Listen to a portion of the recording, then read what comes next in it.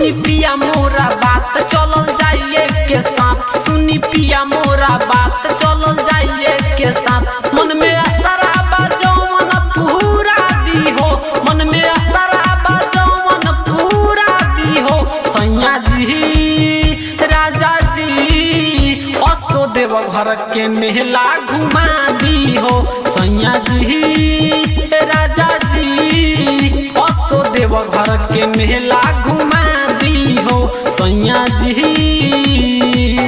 असो देव घर के मेला घुमा दी हो। असो देव घर के मेला घुमा दी हो, घुमा दी हो। रोज जैती संगे हम अकेले जैती, संगही भोला जी पर जलावा चढ़ैती। हे राजा हंसनी न रोज जैती संगे हम अकेले जैती, संगही भोला जी पर जलावा चढ़ैती। जाके कहवर दू गोले आदि हो, जाके कहवर दू गोले आदि हो। सैया जी राजा जी असो देव घर के मेला घुमा दी हो।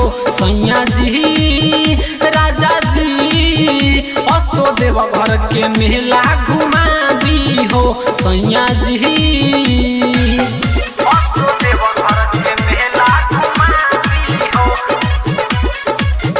असो देव घर के मेला घुमा दी हो, घुमा दी हो। राइटर रंजन सुनी अर्जुन अकेला, बानी को शोभे का दो देव घर के मेला।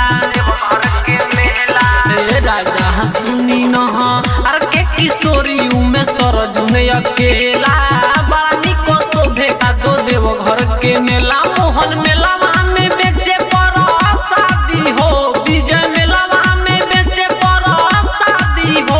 सैया जी राजा जी असो देव घर के मेला घुमा दी हो। सैया जी राजा जी असो देव घर के मेला घुमा दी हो। सैया जी। रिकॉर्डिंग स्टूडियो बंकुल बाजार।